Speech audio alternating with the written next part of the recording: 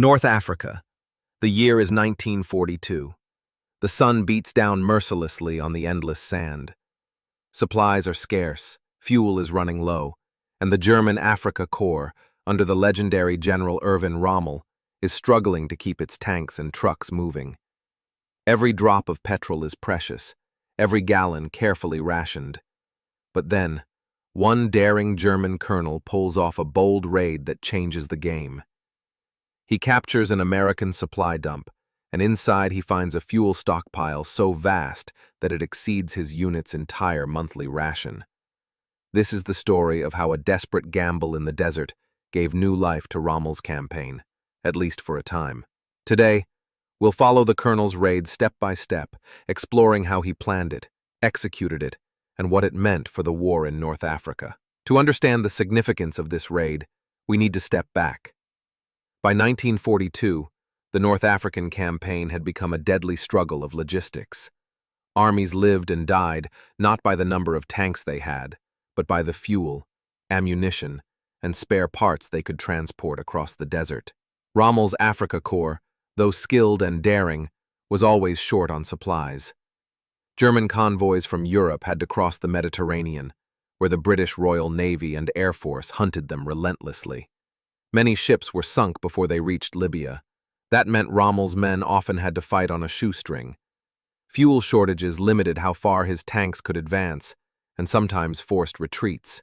For the Germans, capturing enemy supply dumps wasn't just a bonus. It was often the only way to keep fighting. One of Rommel's field commanders, a colonel in the Afrika Korps, was a hardened veteran of desert warfare. He had learned to move fast, strike deep, and live off whatever he could seize from the enemy. In the summer of 1942, he faced a serious problem. His regiment's fuel allocation was so low that his vehicles could barely operate. His monthly ration, already meager, was almost gone. Yet his orders were clear: keep pressure on the advancing British and their new American allies. The colonel knew that if he could not find fuel, his regiment would grind to a halt. And in the desert, a stopped tank is nothing more than a target. So he devised a bold plan.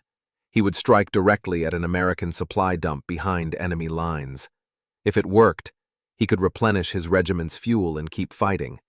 If it failed, he risked annihilation. The raid began at night. Under cover of darkness, the colonel's column of vehicles slipped across the sands, avoiding main roads to reduce the risk of being spotted. They moved like ghosts, guided only by the stars and the faint glimmer of the desert moon. At dawn, they neared the American supply depot. The colonel studied it carefully. Barbed wire, a few guard posts, but nothing compared to a fortified base. After all, the Americans had only recently arrived in North Africa, and their commanders had not yet learned the hard lessons of desert war. At the signal, the Germans attacked. Trucks mounted with machine guns stormed the perimeter.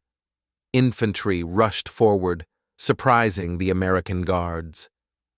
Within minutes, the defenders were overwhelmed.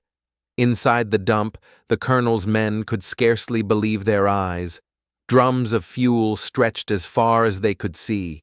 Piles of supplies, food, water, ammunition, even spare parts, were stacked high.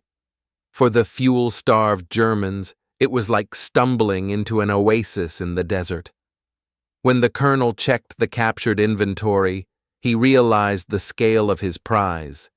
The fuel alone exceeded his regiment's monthly ration. For the first time in weeks, his tanks could be fully fueled. His trucks could run again. His regiment would not just survive, it could fight, maneuver, and strike boldly. The colonel wasted no time. His men refueled immediately, filling every tank, truck, and jerrycan they could find. What they could not carry, they destroyed, denying it to the enemy.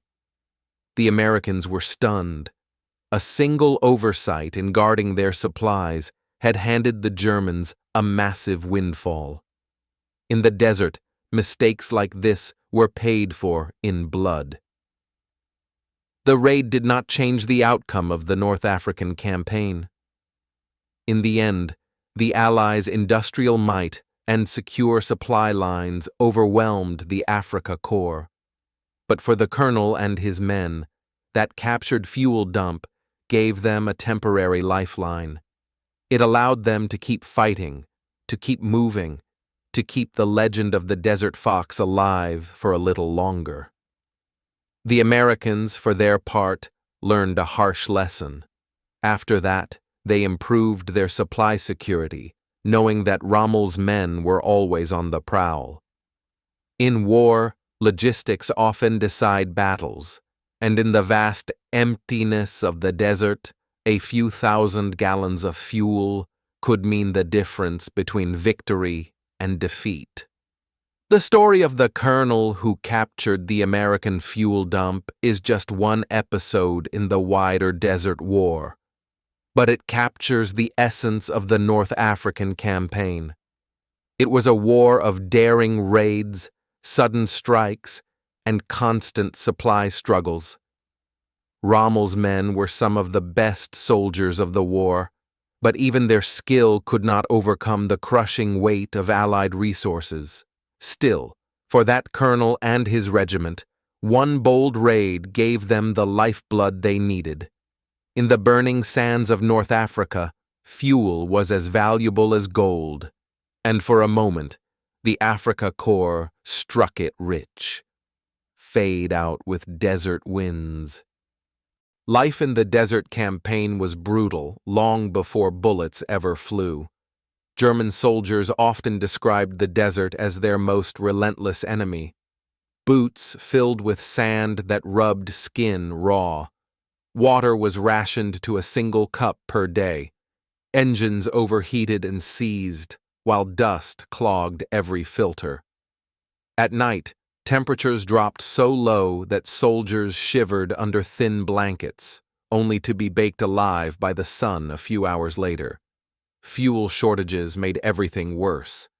Trucks had to be abandoned when tanks ran dry. Soldiers sometimes siphoned petrol with their mouths, spitting it into jerry cans, desperate to keep vehicles moving. Rommel himself complained that he commanded not divisions of tanks, but divisions of fuel drums. This was the world the colonel lived in. His men did not expect miracles, but they expected leadership.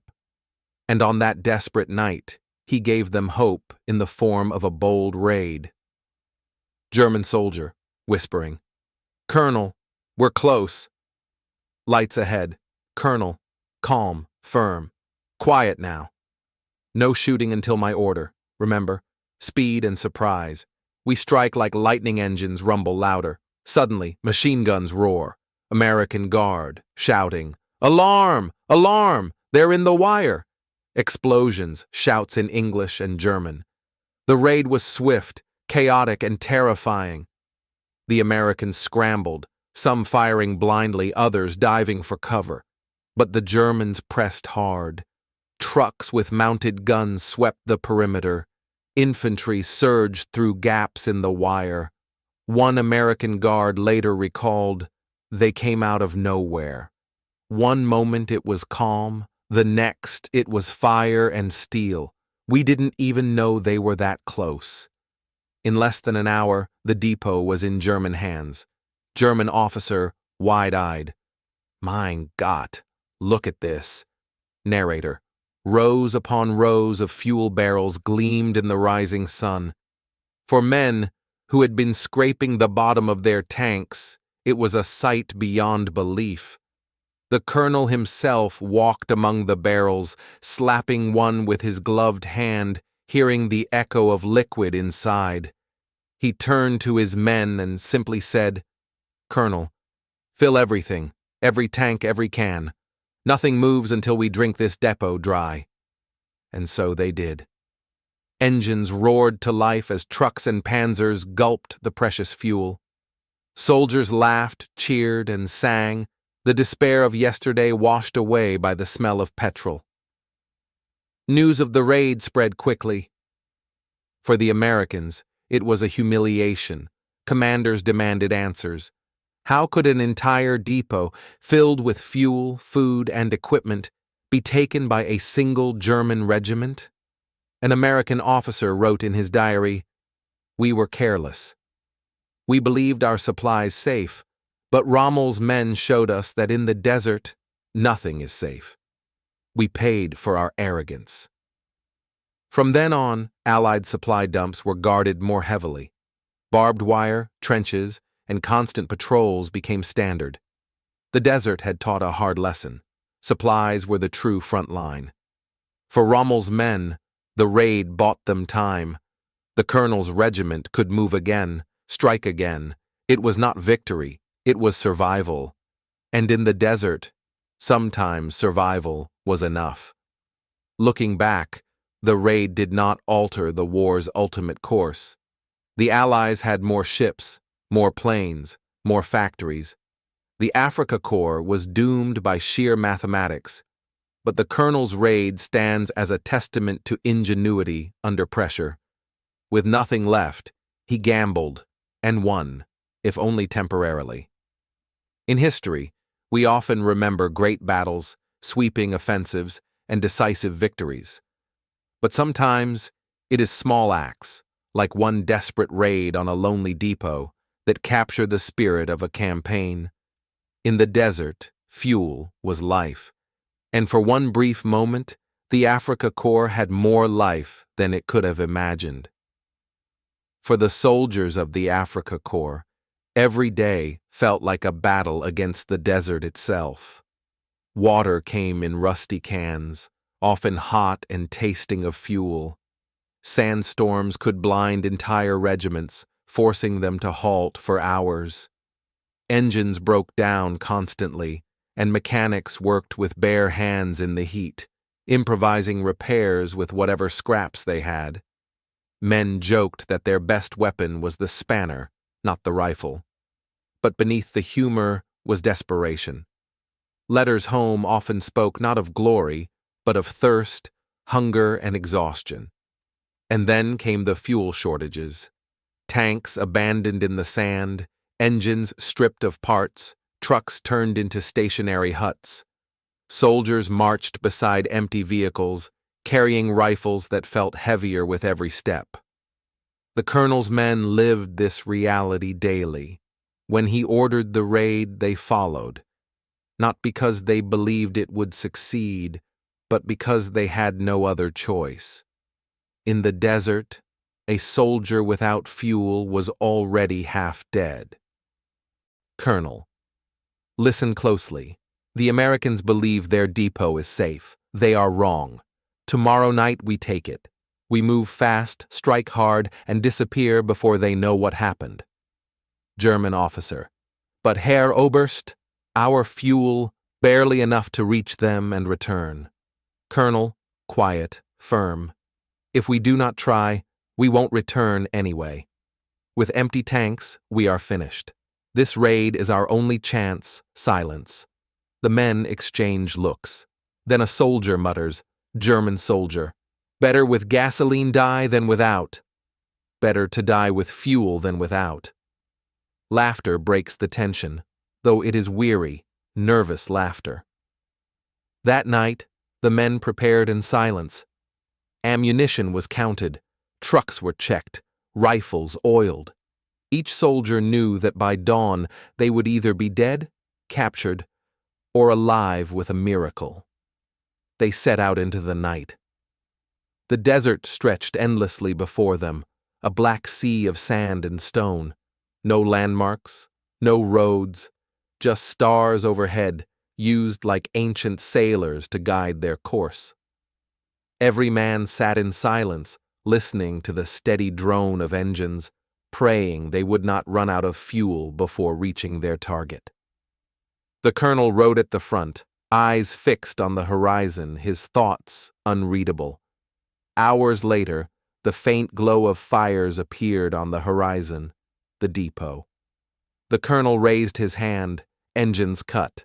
For a moment, there was nothing but silence. Then he spoke. Colonel. Now. Schnell. Engines roar, guns fire. The raid begins. American guard, shouting, "They're Germans! They're inside the wire!" German soldier, "Vorwärts! Los, los, los!" The attack was a storm of fire and steel. Trucks smashed through barriers. Infantry stormed guard posts. The Americans fought bravely but were overwhelmed by shock and speed. Within an hour it was over. When the dust cleared, the colonel and his men stood in awe. Fuel. More fuel than they had seen in months.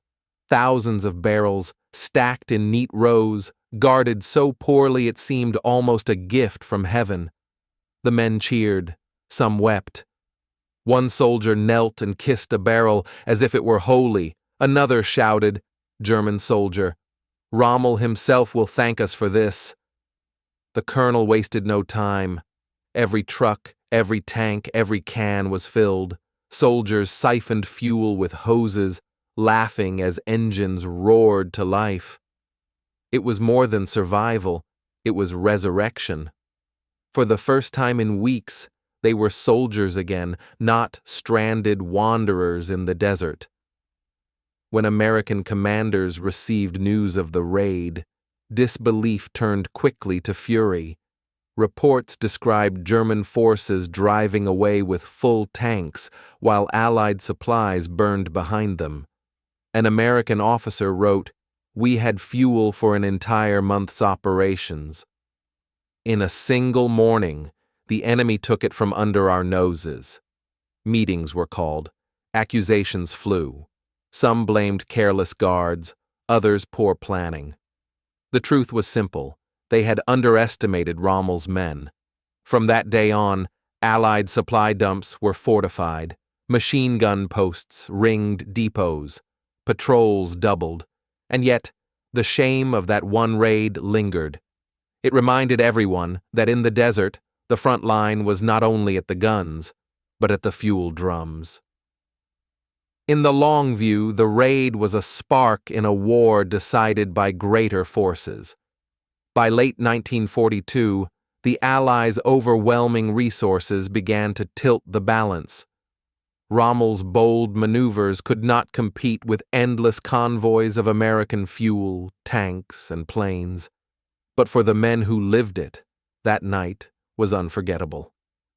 They remembered the fear of empty tanks, the thrill of victory, the smell of fuel as engines roared again.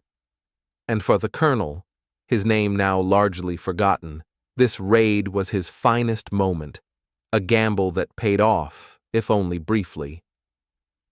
History remembers Rommel as the Desert Fox, but Rommel's legend was built on the backs of men like this colonel who dared everything for a chance to keep fighting. The lesson endures. Wars are not won only by bravery or firepower, but by logistics, supply, and the humble fuel drum. In North Africa, fuel was as precious as blood, and for one night the Afrika Korps struck gold in the desert. To understand why a single raid on a fuel dump mattered so much, we must look at Rommel's campaign as a whole. In 1941, Rommel arrived in North Africa to rescue his Italian allies. With only a handful of German divisions, he shocked the British with lightning-fast offensives. His ability to move quickly, to strike where least expected, earned him the nickname, the Desert Fox. But his daring came at a cost. Time and again, his offensives outran their supplies. Victories that should have destroyed the British fizzled out as fuel ran dry. After the fall of Tobruk in June 1942, Rommel had momentum, but not enough fuel to press on to Cairo. By the summer, the Afrika Korps was exhausted. And it was in this climate of scarcity that one colonel decided to gamble everything on a raid behind enemy lines. The Americans had only recently entered the Desert War. Fresh from training camps in the United States, many officers underestimated the harshness of the environment. To them, a supply depot was simply a warehouse in the sand. They did not yet understand that in North Africa, supply lines were the lifeline of an army. One American quartermaster wrote later, "We stacked the fuel neatly, row upon row, as if order alone would protect it. We never imagined the enemy would risk so much to steal it." It was not incompetence. It was inexperience. The Germans had learned through hardship that fuel was more valuable than gold. The Americans were still learning that lesson the hard way. From the German side, soldiers left diary entries describing the raid. One wrote, "We had not eaten properly in days. We had marched beside empty trucks, watching the horizon, waiting for fuel that never came. Then suddenly, there it was, barrels upon barrels, as if God Himself had placed them there." On the American side, the shock was just as strong. A private recalled, "We woke to gunfire and shouting." The Germans were inside before anyone understood what was happening. By the time I grabbed my rifle, they were already setting fire to the depot. Such personal accounts remind us that behind the strategies and maps were men, frightened, exhausted, yet caught in the tide of war. This raid in North Africa was just one small chapter in a much larger story, the story of fuel in World War II. In Russia, German panzers stalled outside Moscow partly because their fuel lines were overstretched. In the Pacific, Japan's hunger for oil drove its expansion across Southeast Asia. In Normandy, the Allied advance after D-Day slowed not from German resistance, but from a shortage of fuel known as the Red Ball Express crisis. Everywhere, the same truth appeared. Modern war was a war of logistics, and logistics meant fuel. What happened in that lonely American supply depot was a microcosm of the entire conflict, and what of the colonel himself? After the raid, his regiment continued to fight. The captured fuel allowed them to maneuver, to launch ambushes, to delay the Allies. But no matter how bold his men were, they could not escape the inevitable. By late 1942, the Afrika Korps was retreating toward Tunisia. One by one, the fuel drums ran dry again. The colonel survived the retreat, but was eventually captured when Axis forces surrendered in North Africa in May 1943. He spent the rest of the war as a prisoner, his daring raid a fading memory known only to the men who had lived it. Yet for those men, he remained a figure of respect, the officer who had dared to gamble everything and won them the fuel to fight another day. In the end, the story of the colonel and the captured supply dump is not about victory or defeat. It is about survival, adaptation, and the simple truth that in modern war, supplies decide battles as surely as bullets.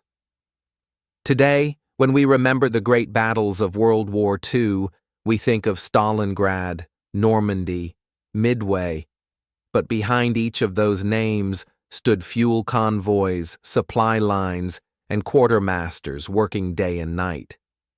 The colonel's raid is a reminder that sometimes history turns not on generals' speeches or politicians' plans, but on a single desperate gamble in the desert, when one man decided to risk everything for the fuel that meant life. And for a brief, fleeting moment, he succeeded. Desert wind fades. Silence. Then closing credits roll. Long before that colonel's raid on the American depot, Hitler's generals had already identified oil as Germany's greatest weakness. Unlike Britain and the United States, Germany had no great oil fields of its own. Every campaign, from the invasion of Poland to the fall of France, burned through reserves that could never be replaced quickly. That is why North Africa mattered. Beyond the desert lay the Middle East, with its vast oil reserves. Control of the Suez Canal meant control of supply routes stretching from the Persian Gulf to the Mediterranean. For Hitler, the dream of a fortress Europe depended on securing this lifeline. For Churchill, the loss of Suez would have been catastrophic. In this larger contest, the colonel's raid may seem small, but in reality, it symbolized the essence of the struggle. Whoever held the fuel held the future. Life in the desert was brutal. By day, the sun scorched the land, baking men inside steel tanks until they could barely breathe. At night, the temperature plunged, and soldiers shivered under thin blankets, their breath visible in the cold air. German soldiers called it the Feuerhölle, the furnace. Sand-clogged engines, wore-down rifles, and blinded men in sudden storms. Flies swarmed over every meal. One diary entry reads, "The heat is endless. We dream of rain, of green fields, of home. And yet here we are, chasing fuel drums across an empty sea of sand." The Americans, too, found themselves unprepared. Accustomed to abundance, they soon learned that in North Africa, even a single jerry can could decide whether a truck reached its destination or was abandoned forever. The desert is a cruel teacher. It offers no mercy, no forgiveness. In its endless sand seas, armies rise and fall, not by the power of their weapons, but by the strength of their supplies.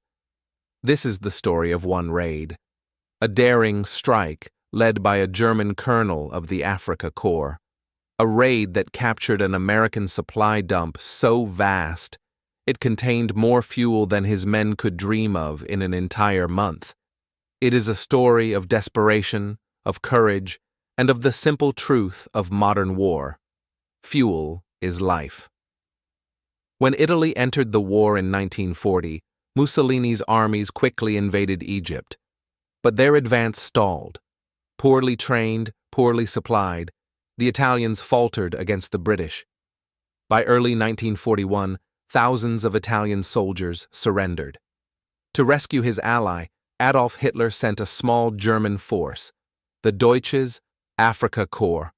At its head, General Erwin Rommel. Within weeks, Rommel shocked the world.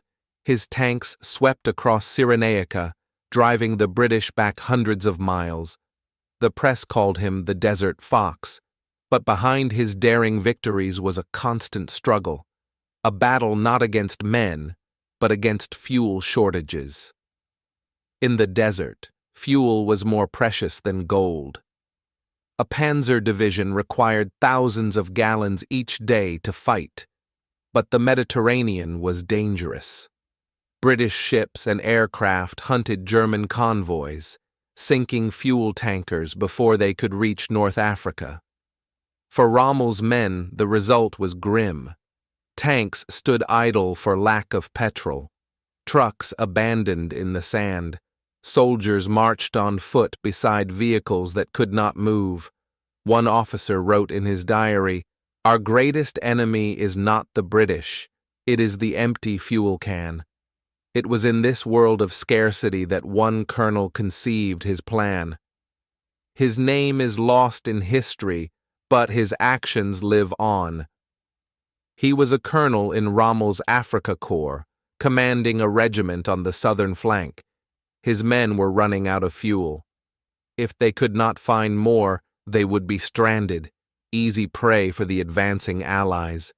He studied maps, he spoke to scouts. And soon, a daring idea took shape: to raid deep into enemy territory, to strike an American supply depot, and to take their fuel. It was a gamble. If he failed, his regiment might be destroyed. But if he succeeded, they could live to fight another day. The Americans were new to the Desert War. Arriving in late 1942, they brought fresh troops, modern vehicles, and mountains of supplies, but they were inexperienced.